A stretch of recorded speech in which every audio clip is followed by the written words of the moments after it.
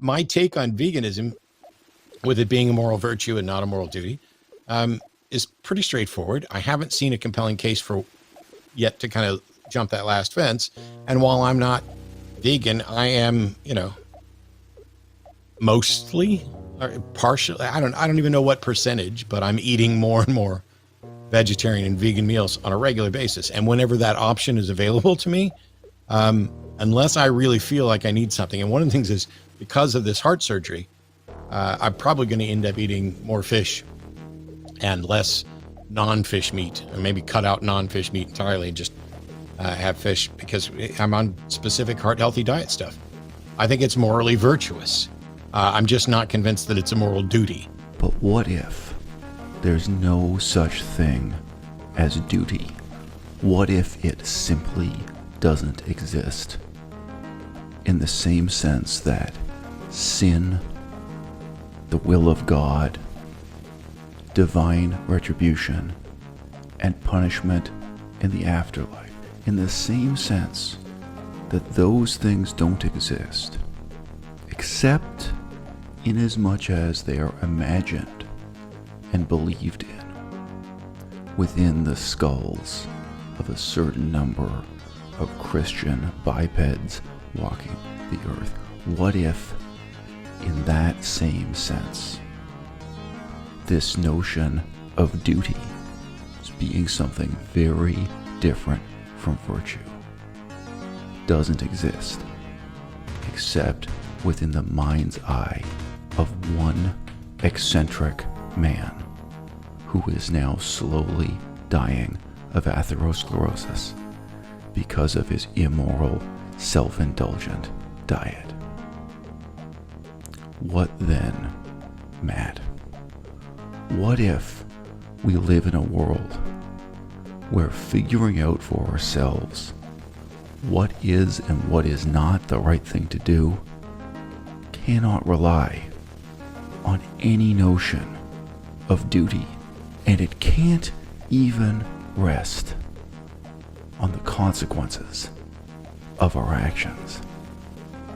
Because what is the right thing to do and what is the wrong thing to do is profoundly unrelated to the question of what we can get away with doing, what we can do without suffering harm, without suffering negative consequences ourselves. Even some of my, I'll say former friends who are vegans, and talk about the ethics of it.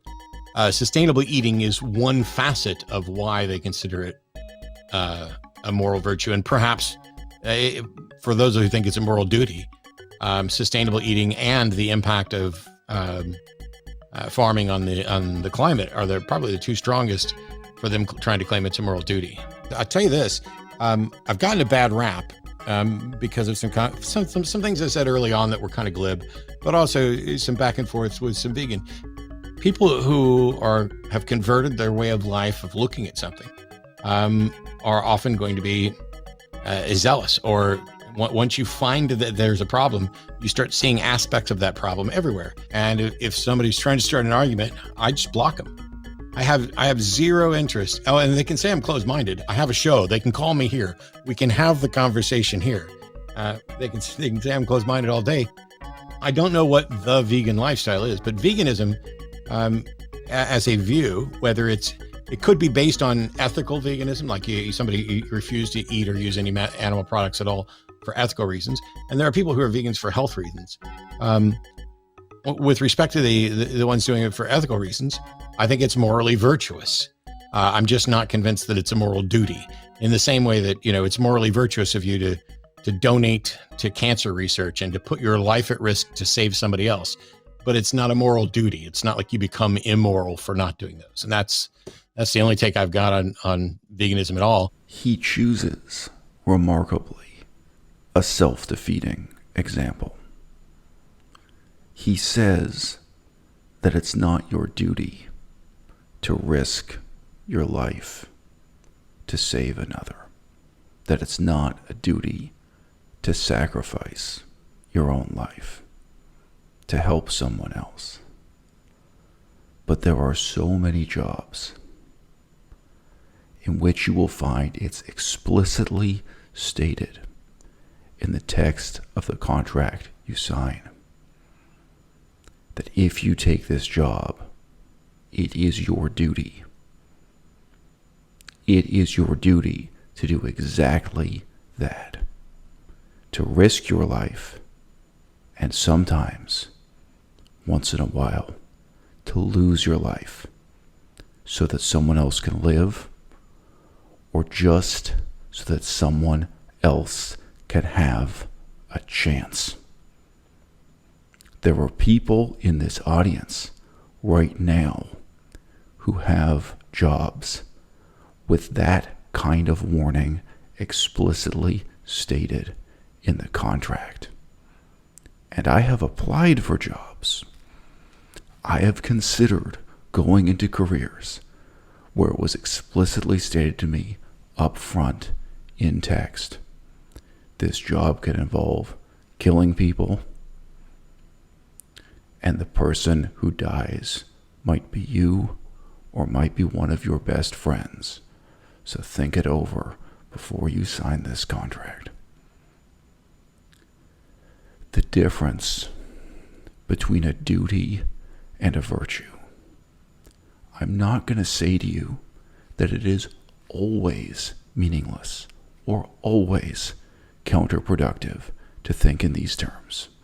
On the contrary, there are many court cases where you will find police officers, firemen, volunteers at orphanages, and of course soldiers in times of war, cross-examined in terms of the extent to which they were derelict in their duties, which they failed to do things that were obligatory for them to do, as opposed to merely being incompetent, merely failing to live up to virtues that were above and beyond what mere duty would require.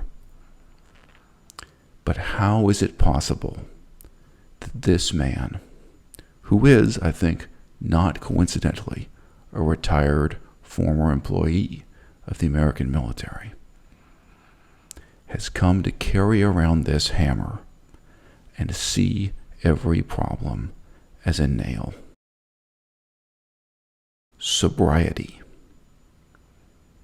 Is it a duty or is it a virtue? Why would you even be asking the question?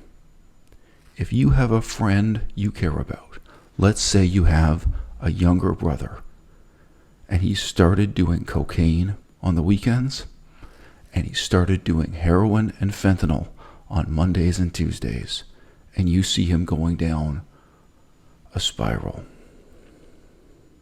What do you say to your little brother when he tells you he has no obligation to be sober, that he recognizes sobriety as a virtue, but not as his duty, not as an obligation, not that it's something that would make him evil for failing to live up to?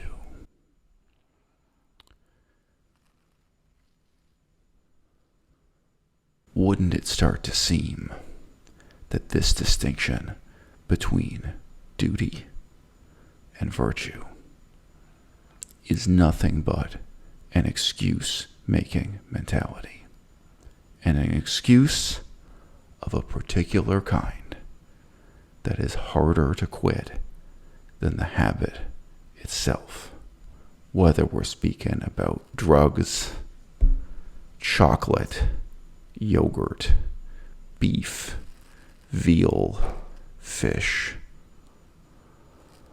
or, in your case, Matt, the excuses you make for your massively inflated opinion of your own intellectual ability.